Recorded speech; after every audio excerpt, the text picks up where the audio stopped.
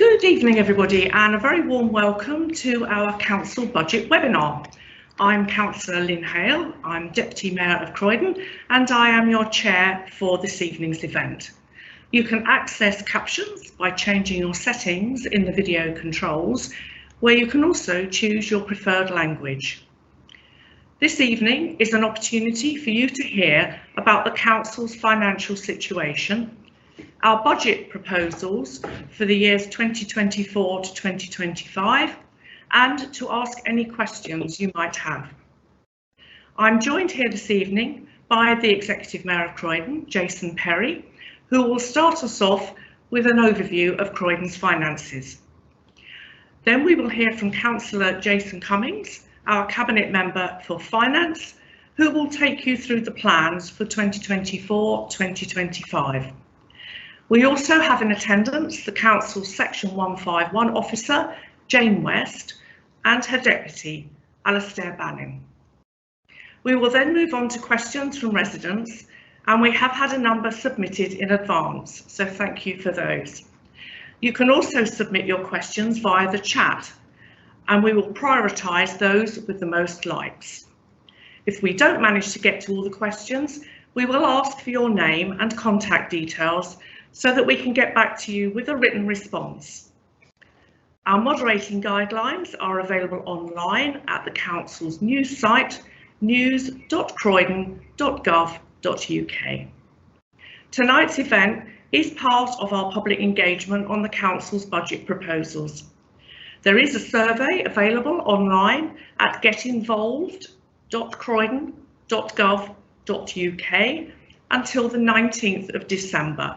So if you haven't filled out the survey, please do so. Finally, I would just like to let you know that we will be recording this session and it will be shared on the Council's channels after the event for anyone who missed it. So to get us started, I'm now going to hand over to Mayor Jason Perry. Thank you, Jason. Thank you very much indeed, Lynn, and good evening and welcome to tonight's webinar. As Lynn said, I'm Jason Perry, the Executive Mayor of Croydon, and we're here to talk about the Council's financial situation and the challenges we face, as well as how we're going to get Croydon back on track over the coming years. I thought it'd be a good idea to just go through how we actually set a budget each year. Every year, all councils are required by law to set a balanced budget, setting out how we will spend the council's money, local taxpayers' money, and where we will invest and where we will make savings. As the Executive Mayor, I put forward budget proposals in the autumn of each year, and the council then takes a decision on those proposals and sets the budget and council tax levels the following February or March, ahead of the new financial year. I published my proposals in October this year, and we're now carrying out an engagement exercise to ask you, the people of Croydon, what you think of them. And this webinar is part of that exercise. And there is a survey online at getinvolved.croydon.gov.uk until the 19th of December. So please do give your views if you haven't done so already. As Mayor, I have promised to listen to the people of Croydon, so it's important to me to hear from local people, our residents, our businesses, our partners, before we make any decisions next spring. And I would like to start by showing an overview of the Council's current position. As many of you know, Croydon has some very serious financial challenges. And when I was elected as Mayor in May 2022, the finances of this council were in a horrendous mess. The council had suffered a financial collapse in 2020, owing to serious failings both in finance and governance across many areas of the council. And the council, as many of us know, have been hitting the headlines for all the wrong reasons. I promised residents that I would make fixing my finances my #1 priority and to do everything within my power to get our borough back on the map for the right reasons. I immediately launched an opening the books exercise to get to grips with the problems so that we could begin to fix them. And that uncovered the sheer scale of the challenge facing Croydon. Not only did we find £161 million of additional legacy issues, we also found £48 million of ongoing issues that we have had to build into our budget since that point, combined with our debt at £1.6 billion as a council. Of that debt, 320 million is not backed by any assets and is what we call toxic debt. Essentially, the previous council had the mortgage, used their credit cards, and then went on to payday loans in order to balance the books.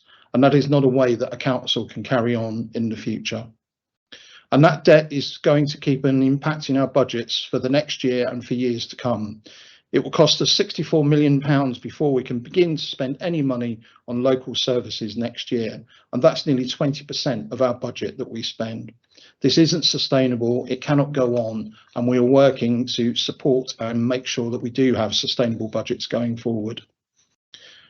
I strongly believe our residents shouldn't have to pay the price for other people's mistakes. And I know our residents feel that too and share my anger that the council's finances were allowed to get into such an abysmal state. I want to assure you that as Mayor, I'm taking action to hold those responsible to account. This ranges from taking legal action to recover the former Chief Exec settlement payment to sharing the reports on the council's governance failings with the Metropolitan Police and asking them to investigate misconduct in public office. But whilst we do that, we also have to move forward. The council cannot keep borrowing money. So I'm talking to the government about a new solution for Croydon, which may include a write-off of some of our debt. We also have to take action locally to get our finances back on track. And I'll shortly be handing over to my cabinet colleague, Councillor Cummings, who will take us through the budget proposals for 2024-25. But I must be very clear, there are some difficult decisions that we need to make as a council and as a borough. Put simply, we have to save money, and the council's financial situation means that there are limited choices. Our budget plans include £31 million in necessary savings to help get the council back on track. But despite the challenges, we spend more than £400 million every year providing services for our 390,000 residents, and they're services that you rely on every day, be that from protecting vulnerable children or adults, or to collecting the bins and cleaning the streets. We currently spend 30p of every pound on our adult services and 20p of every pound on our children's services. So even while we tackle the problems of the past and rebuild our council, we are looking to the future of our borough, a borough which I'm proud to call home, and I know many of us are proud to call home. We're investing in making your council more efficient and modernising the way we deliver services so that Croydon can offer you the good value you deserve and be there for you in the future. My Executive Mayor's business plan sets out clear direction for the council and for Croydon. It sets out how we will work with all our partners to deliver on the issues I know people care about. As I say, from protecting those vulnerable children and adults to keeping our streets clean and regenerating our town centre. The government has said that Croydon is making some really good progress, strong progress in getting our finances straight and improving the way that we deliver our services here in Croydon. And the fact that we do not have commissioners here in Croydon is really tantamount to the fact that we are doing well with our finances. We do have the improvement and assurance panel that have been here since 2021, but we do not have commissioners here in Croydon, and we continue to make our own decisions locally. What is really important is that we keep heading in the right direction. And I believe that the budget plans that we're setting for next year will help us to do just that. There is hope. We can restore pride in Croydon, and I believe we will restore pride in Croydon over the coming years. I'd now like to hand over to Councillor Cummings. Thank you very much. Thank you, Mr. Mayor. I'm just going to pause for a second here whilst we bring up a short slide presentation for you. Hopefully will appear on screen any second.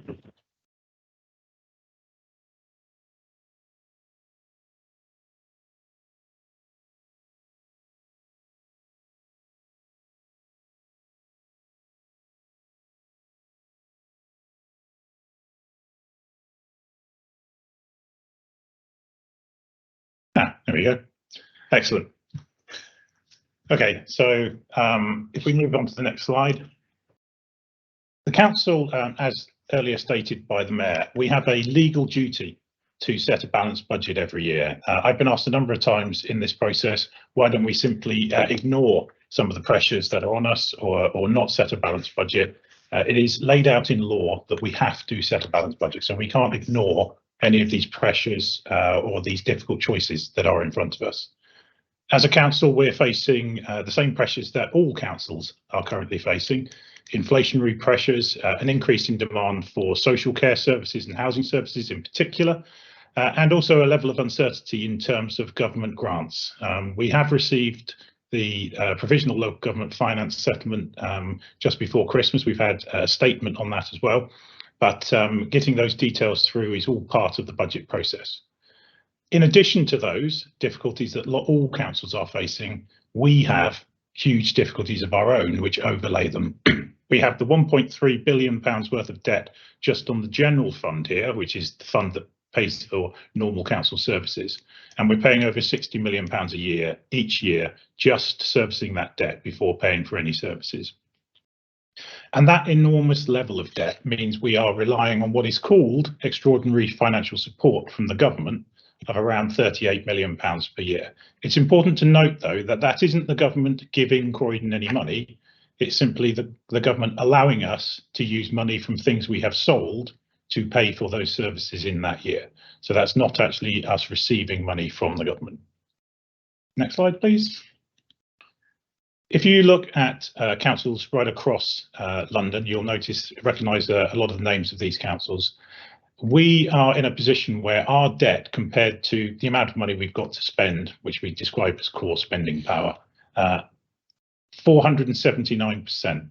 The highest in London. You see how different councils have different levels on that, and this graph just sort of highlights that we are an outlier in this. Our debt is higher than it should be, and way over the average for England, which is that 227 figure in the middle. Next slide. Where do we get our money from, though? The money that we do have to spend, the majority of that comes from council tax. You can see that there, 45%, business rates, various grants that we get that are for very specific purposes that we can't use for other things, such as the public health grant. And there you'll see something called the capitalisation direction. That's the £38 million that we were talking about that the government is allowing us to use from assets that we are selling to fund our expenditure at the moment. And then there's a small amount there of income from partners and other contributions. Now, how do we spend that money? Adult social care and children's department are by far and away the highest level of our spend in the council, which is absolutely right. But you'll see there, in terms of money spent out, 11 pence of every pound that we spend is going on those borrowing costs. And when you look at our net expenditure, after you take off our income, that rises to 20%. And then you'll see various other different services down there that we spend other parts of that amount on, which makes up our overall expenditure. Council tax. Clearly, this has been a controversial issue over recent years. The government expects councils to raise council tax by what's referred to as the referendum limit each year. So when they work out what they're doing across the sector of local government, their assumption is that councils will raise it by that level. Last year, we raised council tax by 14.99%. That was in order to protect services. If we hadn't done that, we would have had to take over an additional £20 million per year out of the services that we provide. But when we did that, we were very clear with government that that would be a one-off. We would not go through that referendum limit again, and that pledge still stands. So for this coming year, our budget assumes a council tax rise of 4.99%, made up of the 2.99 council tax and 2% adult social care precept. That is the standard council tax rise that you will see the vast majority of councils across England, Wales, using as their increase, and it is below the current level of inflation. But within that, we spend a large amount of money supporting councils, supporting local residents with their council tax. When they're on low income, they can't afford to pay the full council tax, and we expect to spend £33.4 million providing council tax discounts, which can go all the way up to 100%, to over 27,000 pensioners and low-income families through our council tax support scheme. But we also set up a new hardship fund. We did this last year when the large council tax rise came in, and that was for an additional level of support where residents couldn't afford to pay the full council tax, even in spite of the other council tax support offers that are there. And that money remains in the budget going forwards. So our budget for next year. before we start to look at the steps we've taken to close this gap, we started with a budget gap of £75 million. That is when you take into account all of the increased costs, the impact of inflation, the increase in demand that we see in various different areas. That was how much money we needed to make up. £38 million of that is that extraordinary financial support from government, where we will be using money from the sale of assets. Selling those assets will reduce some of our debt cost as well, so that takes another £4 million off that gap. And then we have savings right across the council in terms of efficiencies, which add up to 26.9 million. That leaves us with a gap at this point in the year of 6.1 million, which we still need to address, but we are waiting for the local government finance settlement, which is expected in the week before Christmas, before we address that final section of that. And that is normal within the process at this point in the year.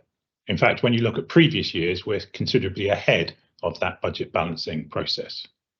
When you look forward to the future years, something we call the medium-term financial strategy, we are assuming future savings each year of £20 million per year as we go forward. And you'll note that that is lower than the savings figure which we are proposing for next year, and also reducing the cost of that debt through asset sales of £4 million per year.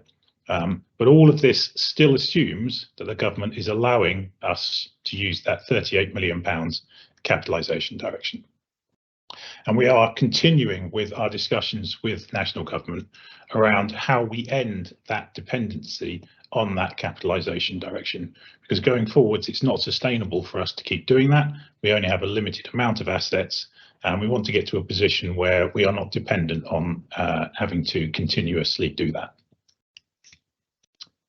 To give you a little bit more information here on where those savings figures that you saw earlier are coming from, you can see the various departments in the council there, and the savings that are currently built into the forward schedule by each of those departments. So you'll see there that we've got £5 million in savings, for instance, in adult social care and health for next year, and there are various other savings across each of the departments. And then you'll also note towards the bottom there that saving that we'll be making in the borrowing costs from those asset disposals making each year. Now, some of those figures in the later years, we haven't identified all of those savings yet. Those processes are still ongoing. So in the 25-26 and 26-27, we'd expect those figures to go up as we go through the budget setting process for those later years.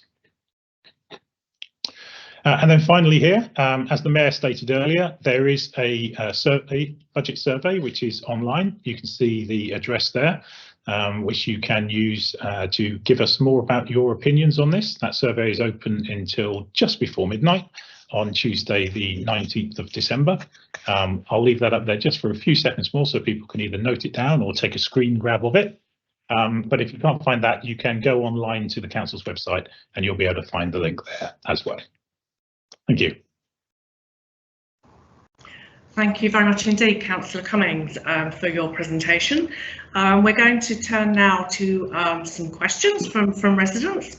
And one of the most popular questions that we had lodged in advance was about Westfield. So I'm just going to read out the question that was sent in by Devon. And the question is, how are you going to get Westfield to start doing something before the Whitgift Centre disintegrates? All plans have failed, including your one for Alders, and the place is a dump.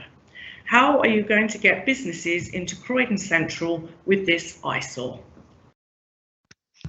Thank you very much indeed, and thank you, Devon, for the question. I mean, this has been something that's plagued the town centre for nearly a decade now.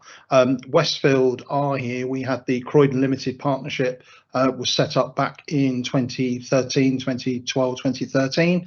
Hammerson and Westfield came together to do the regeneration of town centre. That effectively has stalled over a number of years, but what has happened this year is that Westfield have actually bought out Hammerson, and they are now the controlling entity in the Whitgift and the Hammerson centres. So I think for the first time in a decade, we are now dealing with one board, we're dealing with one entity, and I think we've got the best opportunity to actually drive forward the redevelopment of the town centre. I think regeneration does take time, and I think it can be disappointing when things don't happen instantly. And I know that Westfield have many plans for what they want to do with the town centre. They're currently about to undertake a new master planning process, and the council are working with them on that for a visioning for the town centre as well. So there's a large piece of work going around what we actually need in the town centre. We're due to open a thing called the Urban Room, which will be in the Whitgift Centre early in the new year, and that will be a place where residents can go and give their feedback and thoughts on the town centre. What we will have is a different scheme come forward. It will be a scheme that will be residential, it will be cultural, it will be educational, it will be retail. So it will be a different beast to the one that was proposed many years ago. But I believe that Westfield are committed to Croydon. The levels of money that they will have invested in buying out Hammerson shows their intent developing Croydon, and they are now undertaking works to prevent what you call the disintegration, Devon, and you know, that's probably a word that's not far off. You may have seen, if you've been into the town centre recently, that the front of the old Orders facade is starting to be cleaned and restored in readiness for that building to be reused in the future. And there are a number of activities being put in place, meanwhile uses throughout the centre. There's been scaffolding in the centre for some time for works in the centre, and that is due to be coming out almost as we speak. So there is a lot happening in the town centre. Unfortunately, we would all like to see it happen much quicker. I meet with Westfield on a monthly basis and very much put the pressure on them to deliver for our residents, because the inward investment that will bring to Croydon and the inward investment that brings to our local economy is a game changer for Croydon going forward. So it's vitally important that we get that investment here in Croydon. Do you want to, Jason? Yeah, obviously the redevelopment of the town centre is the big thing that we all want to see, but there's a lot that we can do in addition to that. And we made a very ambitious bid to national government for levelling up money to assist us with the regeneration and improvement of the town centre. Now, we weren't successful in the previous round, but that has now been granted to Croydon in the last round. So we've got £18.5 million worth of additional money coming in from central government, and that is being targeted at improvements to the town centre in terms of the public realm, accessibility, and basically trying to do what we can. Which, you know, whilst we might not get that whole development quickly, there's a lot that we can do to improve accessibility and the visual impact of the town centre. And one part of that we're going to be bringing forward is the closure of the underpass across Wellesley Road. I think that would be a really good thing that we've done, and it'll change some of the experience that people have in terms of moving around in the town centre. So there's other things we can do which we're getting on with in the meantime. And just quickly on the levelling up fund, that will also create an at-level crossing at the back of the Whitgift Centre, which will create a better link into East Croydon Station, getting people in and out of the centre. And really, as Jason says, it's that look and feel of the town centre. That's the thing that we as a council have some control over. We need to create the look and feel of a good place, a place where people want to come and spend their money, and where people and businesses will come and invest their money as well. Thank you. Thank you very much. So I'm going to keep you in the town centre for the next question, because again, it is quite a popular question. In what ways are the council, its partners and the community making Croydon town centre a safer and more inviting place to visit? What else can be done?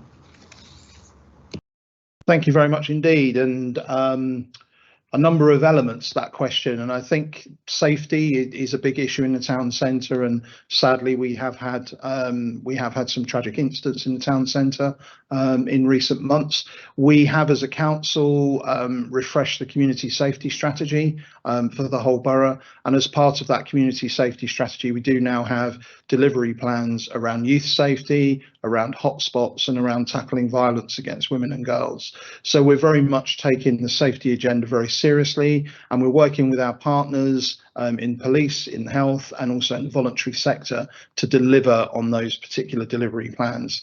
In many ways, our voluntary sector partners can respond to incidents much quicker than we can, and therefore we draw funding down, which we can then use to get those groups working with our young people. So on the safety element, there's a number of things being undertaken at the moment.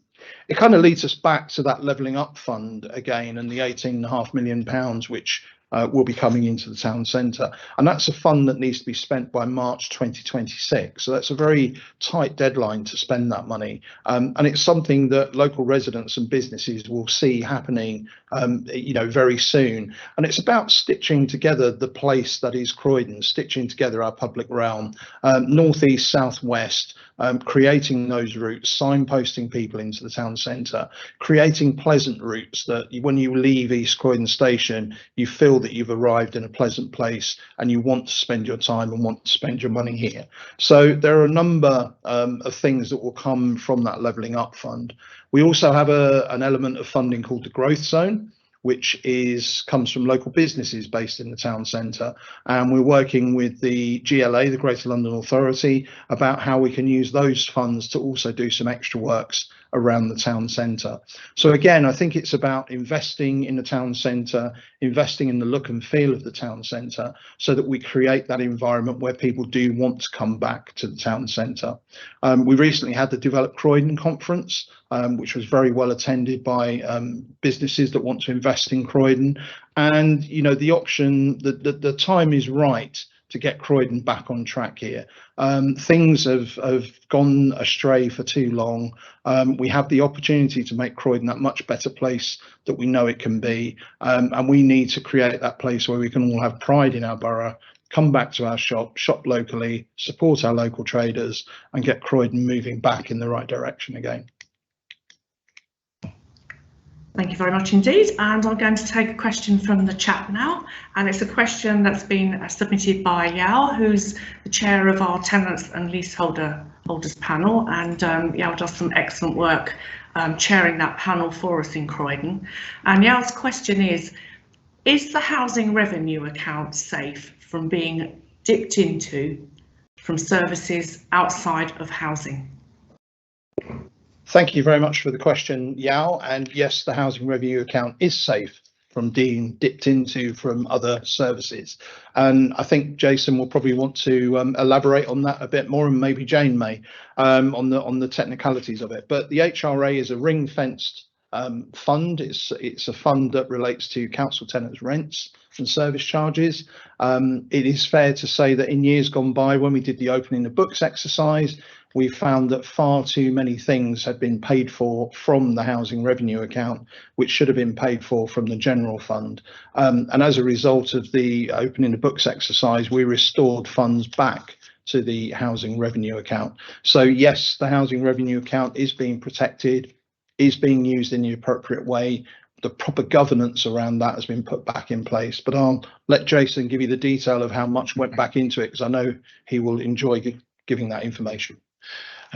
Thank you. So just for our listeners, the council basically has two different accounts that we pay for services out of. One is called the general fund, which is all of your sort of normal council services. Then the housing revenue account, which is our council housing and the things that directly relate to that. Your council tax goes into the general fund, and the rents that our tenants from our housing pay go into the HRA, the housing revenue account, and they have to be kept completely separate. You're not allowed to pay for different things from each side from the other side. But one of the things that happened here in Croydon was, whilst Croydon was going through its financial difficulties and its period where the decision-making processes that were taking place weren't being done correctly, there was a significant number of things that they decided were going to be paid for from the housing revenue account, essentially paid for by our tenants, and they shouldn't have been. And when we did that opening the books exercise, I'm going to look at Jane to make sure I get my figures right, but I think we restored around £40 million to the housing revenue account to cover the backlog of everything that we'd found. And also we've increased the amount that's going to be retained in that housing revenue account by £9 million every year going forwards. And this has been really, really important, because we are spending an enormous amount of money this year catching up with the backlog of repairs with our new repairs service that took place again through that period of mismanagement of council housing here in Croydon. So going into those accounts, making sure that we've got them right, restoring that money to the HRA has put us into that position where we can now get on with all of those repairs and have the amount that we need to be able to do them. But we've put the processes in place to make sure that going forwards, only things that should be charged into the HRA and that should be paid for by our tenants are, and we're now operating that on a much better basis and getting those decisions right. So there's absolutely no way that that is going to happen again. Did you want to add, Jane? I'll just add to sort of illustrate that that we've actually undertaken training right the way across the council, so not just within the housing department, but right the way across the council, so people are really clear what the housing revenue account rules are, how it works. And we're also documenting through service level agreements exactly what the money flows are backwards and forwards between the housing revenue account and the general fund. So really embedding proper processes to make sure that that doesn't happen again. Thank you. Thank you very much. And the next question is around asset sales. And we've had two questions. One was pre-submitted and one's coming on the chat. So from Andrew, the chat question, what progress can be made to accelerate the securing of receipts from asset sales?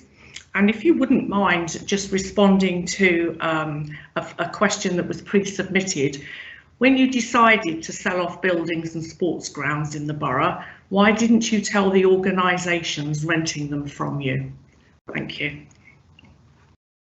Okay, if I can take the first part first. So Andrew's point about progress being made on accelerating sales, and that's exactly what we are doing, is accelerating the process around asset sales. I think it's fair to say from the outset that the selling of assets is not something that we want to do. It's not something that we enjoy doing. It's the position that the council is in. We've explained that debt that we have as the council, and it's our imperative to pay down that debt as the first thing we do. And the sale of assets is one of those ways in which we can pay down that debt more quickly. And it's very much, the government is very much telling us that the sale of assets is something that must be done in order to pay down debt. We are making good progress on asset sales. We've just brought tranche 2 through the cabinet system. So we just approved last week that we would be bringing forward the tranche 2 of asset sales, and that is bringing forward sales that would not have been happening until later next year. So we are very much trying to accelerate the sale of assets and do that at pace. I guess the downside, coming on to the previous question around why did you not tell people, is that sometimes you make mistakes. And sometimes our communication is not as good as it ought to be, and I have apologised to a couple of groups directly affected by decisions, and it's a very difficult process to actually work through our assets. We have a very small team that actually deal with assets as a council. Many of our teams are quite small, and a number of properties have come onto that asset list. So there is the reality of sometimes we're just not able to talk to everybody that is on that list, but we endeavour to do so. Sometimes you can't always get hold of the person or the organisation that may be affected, but we are pledged to working with our tenants in many of these properties going forward. There are leases that may be in place, leases that may be renewed before we actually sell assets. So each asset sale will need to be dealt with on its individual merits. One that's obviously been in the news recently is Mind down in Purley, the Mind building in Purley. And there have been fears that Mind will be closing in Purley, and that's very much not the intention of the council. It's very much the intention of the council that Mind will have a new lease and will be operating from Purley for many, many years, and that new lease will be in place before any asset sale takes place. So we will very much be working with organisations to help them through the process. And it may well be that many organisations can afford to buy the buildings that they are in. Some of the sites that are up for sale are relatively small sites, and some of the organisations may well be able to afford to buy their premises. So we are working through that process at the moment, but it is a difficult process, not a process that we enjoy, but a necessity because of the financial situation in which the council is currently working through. So, Jason, did you want to? When we talk about accelerating asset sales, we were very clear when we started the asset disposal process that we were starting with what I suppose you'd describe as low-hanging fruit, the easier properties that we could sell, some of that related to investment properties. And as we go through this process, we're now getting to properties that are currently being used by people delivering services or charities, and the level of complexity increases. There are more people that you've got to talk to, and we may be looking at the relocation of services or providing things in a different way. So that complexity goes up. So it gets harder the further you go into this process. But it's also worth just pointing out that some of the things that appear on the asset sales list, they're there for varying reasons. Some are where we're selling a freehold, but there's a lease in place, and that lease carries on. There'd be no change to what you saw happening in the building. It would just be that the council wasn't the freeholder anymore. Some relate to, there's a couple of golf courses which are listed on the last set of asset disposals, but that's where there is a lease already in place for a golf course there, and we're just looking at an extension of the lease. Which no one would notice. On a day-to-day basis, you wouldn't see any change at all. It wouldn't change the protections on the land or the use of the land. So there's a whole variety of different sets of circumstances. So if you see something on an asset disposal list, it doesn't automatically mean that that thing is being sold, that the services being provided from there would stop, or that you would see any change from what's actually happening. So always important to look into the detail. And if you've got any queries about that or want more information, please do contact us. Thank you. Thank you much indeed. And I'd like to thank Graham for our next question, which I'm taking from the chat. Cutting services affects our most vulnerable. What is the council doing to make sure that the impact is mitigated as much as possible? Thank you very much indeed for the question, Graham. And I think, yes, cutting services affects all residents. It can affect the vulnerable more than any. And as we demonstrated in the opening slides, 30% of our expenditure is on adults, 20% on children. So 50% of the money we spend is going on to services that for many are vulnerable people. The way in which we're cutting services is by trying to transform how we deliver services, by delivering services in a different way, rather than just salami slicing and just taking a percentage cut from an area and leaving an area so under-resourced it cannot deliver a service. It may be in some areas that we end up with a service that is not delivered anymore, that the council doesn't deliver a service, and we look to others to deliver a service, or it may be delivered in a different way. So there are many different ways that we look at services. We're looking at transformation, how we can better do services, how we can better look after people. Early intervention is a key to a lot of the work that we do in adults and children's. The earlier that we're able to get involved in those areas generally means that we can save costs further down the line. So it means that people don't get into more difficult situations, and it also means that the council is not getting into additional costs. So unfortunately, there are downsides. There's no bright, sunny, I can't pretend that everything's wonderful, because it isn't. We'd rather not be cutting services, but we do have to deal with the finances of the council. But we will work to transform services, not just to salami slice services without thinking about them. And we will look to mitigate wherever we can, whether that's by putting additional resource in, by doing it in a different way. So there's a number of elements that will come into play, and that will be developed as we go through the programme, and many of those individual services will be dealing with their own cuts and their own mitigations. So it would be difficult right now to go into depth on all of them, but each department will be looking at the cuts that they're making, the savings that they're making, and how they can mitigate against those. But the reality is we will be a council that does less in the future. But what we're certainly hoping is that we're a council that does less but does it better, and that we look after our statutory duties and we look after our residents that need us the most. Jason? Yeah, I think this question really hits the it's the heart of most of what we're doing on a day-to-day basis at the council at the moment, is trying to work through this exact quandary of how do we reduce those costs but mitigate as much as possible the impact that it'll actually have on our residents. The first one thing I'd like to highlight there is that is exactly why we put council taxes up as much as we did last year, because we looked at the savings we were having to make, and we had to draw a balance between how much do you take out of what we spend and what do we think that we can bear as as local residents, which all of us are, in terms of what we pay in our council tax. So the additional £20 million that council tax rise generates is savings we don't now have to make and don't have to take out of those services for our local residents. But there's also there's a lot that we are doing in terms of how we are mitigating those impacts.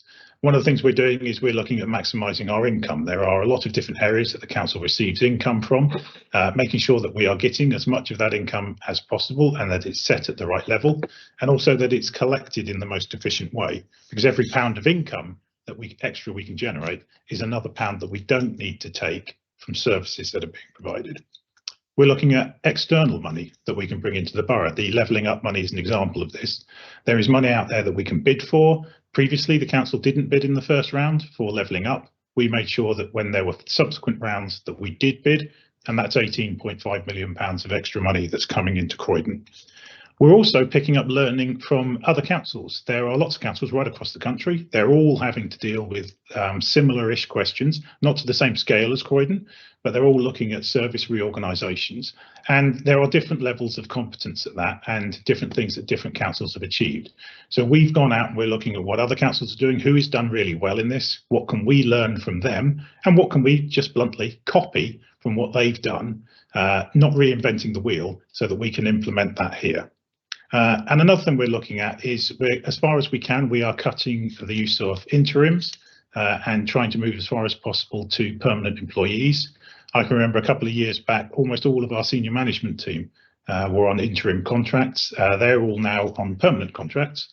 And that then creates a level of sort of loyalty and retention, which saves costs, but it's also cheaper doing things that way. So we're doing everything we possibly can to save money without that frontline service impact, to benefit the residents as much as we can. Jane? And I was just going to offer up the example as well about the council just doing things differently and actually saving money, but actually getting better outcomes for residents. So an example of that would be around when people come out of hospital, making sure that they're re-enabled to go back to independence and to live their lives, rather than what we've seen in the past sometimes, where people coming out of hospital and having to go straight into care homes and then often not being able to return home again. So you end up with a better outcome for the resident, as well as obviously sort of a more cost-effective service from the council. And then very lastly, obviously all the savings that we do are subject to an equality impact assessment. So we do think through, we look at the nature of the people who are receiving the service and make sure we're clear if there are any negative outcomes, and if so, how we can go about mitigating those. Thank you. Thank you very much. And on to our next question, which is about the safety of our young people. What plans are in place to keep our young people safe day and night? Thank you very much. I mean, I partly touched on this with an earlier answer, which is around we have refreshed the community safety strategy since I came into office last year, and we now have delivery plans which are focused on our young people, hotspot areas, and tackling violence against women and girls. And rather than just having very large strategies, we have very much moved towards delivery plans and actually having a model of delivery that shows that we can intervene and deal with issues. As an example, we had issues in George Street earlier this year, where we had large numbers of young people congregating in George Street at the end of the school day, and we used our delivery plan to engage some of our voluntary sector partners to do work with our young people, to distract our young people, to give alternative options, to create clubs for them to go to, etc., and to engage with young people at their level, and actually go down on the streets and meet with them, engage with them, understand what the issues were.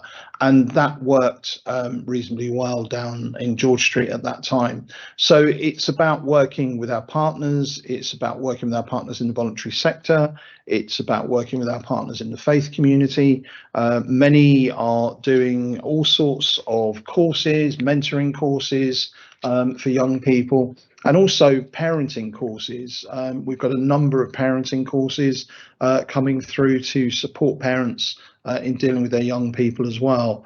In the town centre, a public space protection order is now in place to help support our police colleagues, and we will have one coming into Thornton Heath in the new year. So it's also important that we work with our police colleagues to ensure that we are looking after the safety of our young people. Clearly, recent incidents show that we all need to redouble our efforts. This is a partnership piece of work. It's not any one body working on their own. It's the council, it's health, it's police, it's the voluntary sector working together to do the best that we possibly can for our young people. We don't want Croydon to be defined as an unsafe place. We want Croydon to be a safe place where we can all come and shop and enjoy and spend time in the town centre. So we do appreciate that we need to do more, and we are working with our partners to ensure that we do more.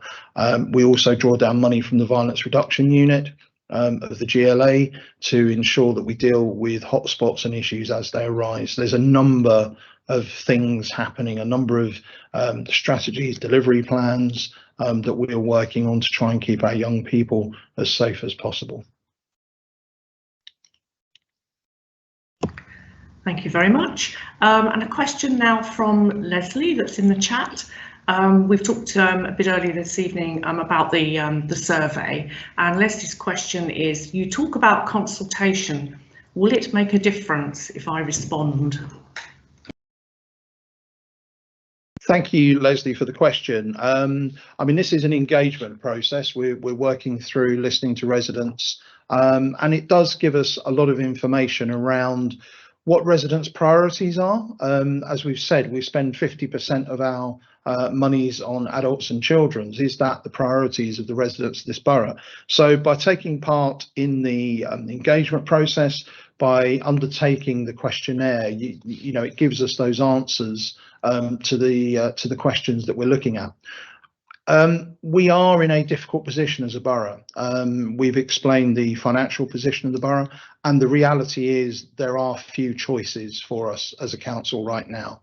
Balancing the books, fixing our finances is the #1 priority, and doing that in a way in which we can protect as many services as we possibly can and deliver services for our residents. So choices are limited, but we will listen to what comes in through the engagement, through the online questionnaire, and it will give us an indication as to what people's views are on the various issues that are raised within that questionnaire. So the more we hear from our residents, the more we can understand exactly what your thought processes are.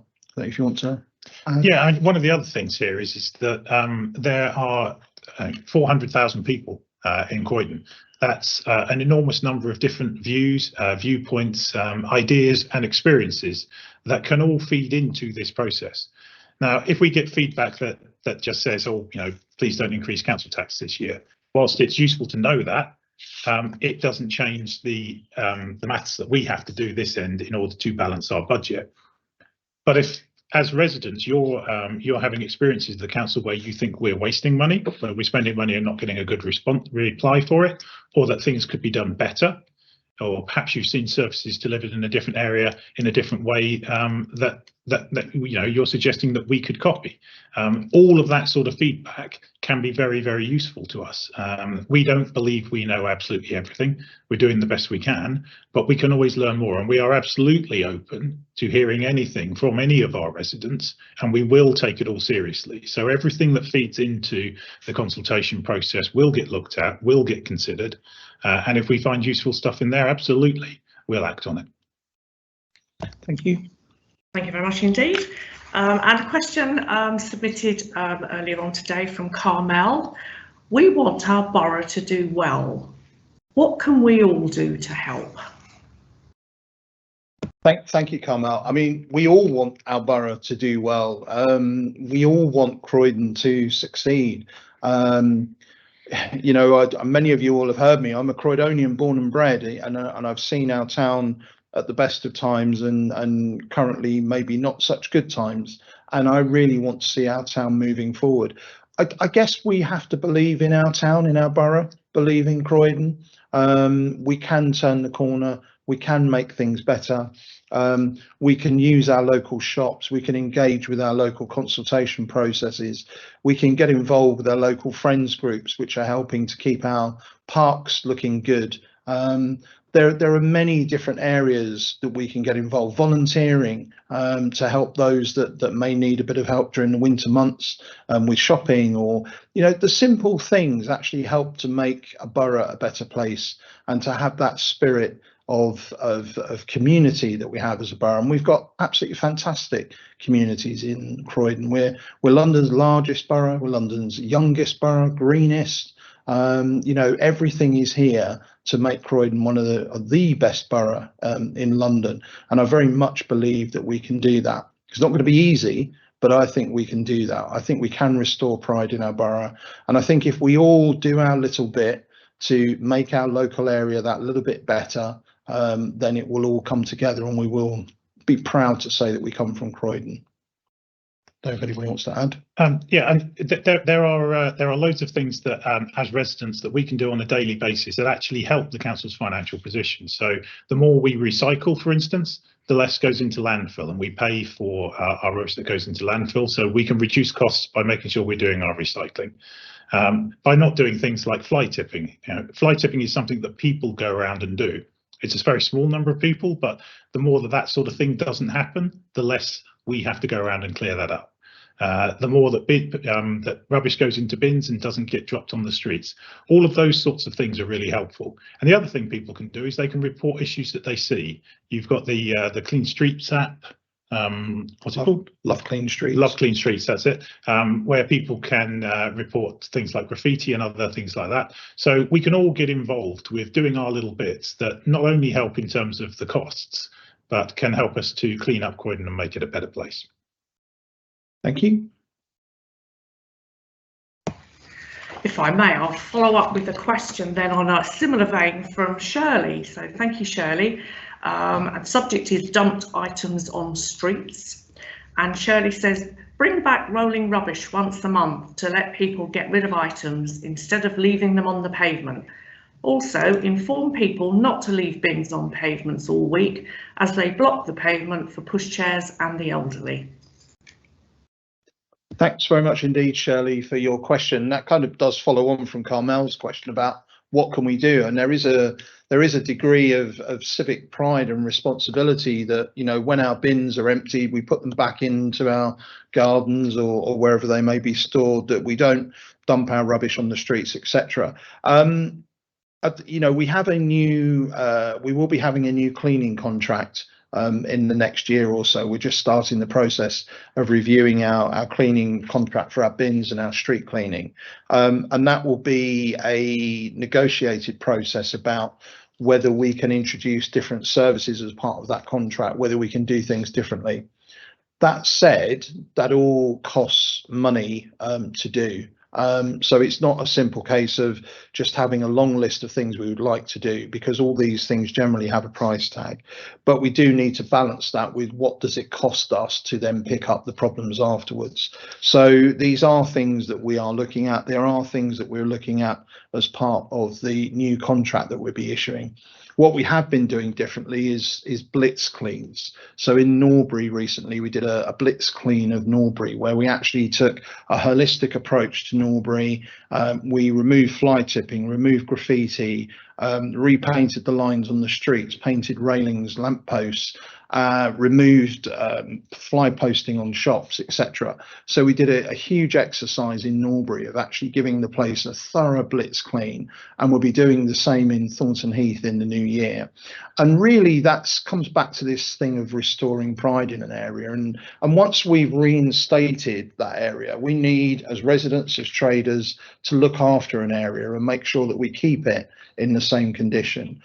So I think, you know, as part of that process, we spoke to lots of people living in flats above shops, and we found out that virtually every person in a block of flats was told a different day for putting their bin out. So there's an educational process that follows that.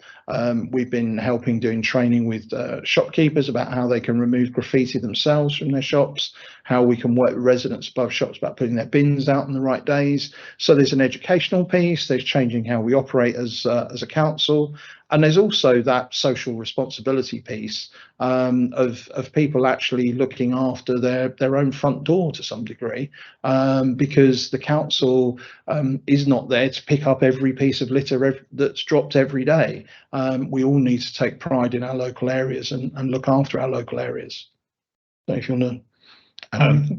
So just for clarity on the rolling rubbish, I'd love to bring that back tomorrow, but right at this moment in time we can't afford that. But rest assured that will remain as something that we know that residents would like, and we very much hope that once we're back on a financially sound footing, that we'll be able to consider those sorts of things once again. And what you were saying about people putting their bins back, I'm sure lots of people listening to this are thinking to themselves, well, hang on, what about the bin men putting those bins back and not leaving them all over the street? As part of this process of the new contract, that's something that which we'll be taking up, as well as enforcing it on Veolia, who are currently delivering the contract. So if you're thinking that at the moment, listening to this webcast, believe me, we know that and we're on it. Thank you. Thanks very much. And so the last question, I think, would probably be the last one we have time for, and it would give you a minute or two if you wanted to make some closing remarks, Mayor Perry. The question in the chat from Francis is, this webinar has been useful. Will you do more in the future?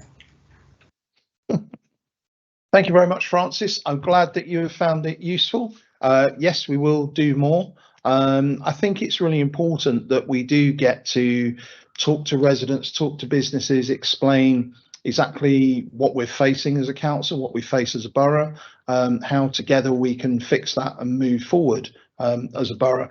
I do mayor's question times as well, so I do go out regularly and host mayor's question times. I've been to Norbury, to Wadden, to Purley, to I think those are Summit and Crystal Palace so far, and we'll be going to New Addington next. So there's also mayor's question times, but yes, we will do more of these, and I'm glad that you found it useful.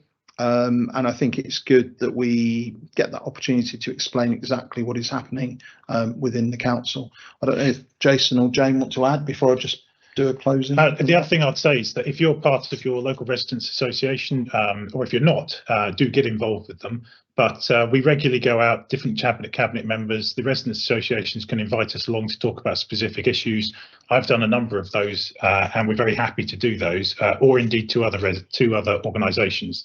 So if you want one of us to come out and talk to you, meet the public and answer questions, get in touch and ask us. We're very happy to do that, and we want to engage as much as we can. Thank you. And if I could just take that opportunity, Lynn, to just say a thank you to everyone that's been on the call today and for the questions that have come in, which just highlights what's important to our local residents and businesses. And as Jason rightly says, I go out regularly to resident associations, I do regular walkabouts, I go to visit friends groups in various parts of the borough, and I know that we have a fantastic borough here in Croydon. We have fantastic communities.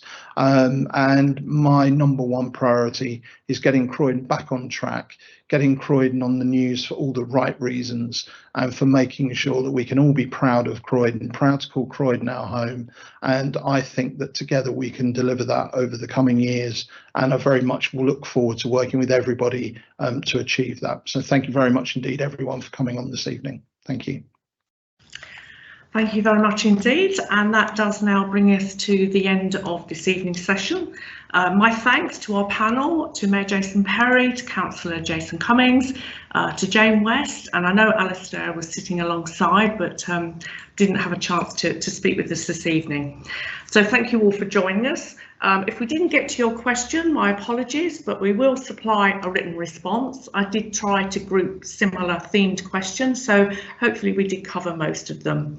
If you do have any feedback on this evening's event, please do email communications@croydon.gov.uk. And last but not least, do remember to fill in our budget survey at getinvolved.gov.uk ahead of the 19th of December deadline. The link is posted in the chat. Once again, thank you so much for joining us. We hope you'll join us again on another occasion, and do enjoy the rest of your evening. Thank you and good night.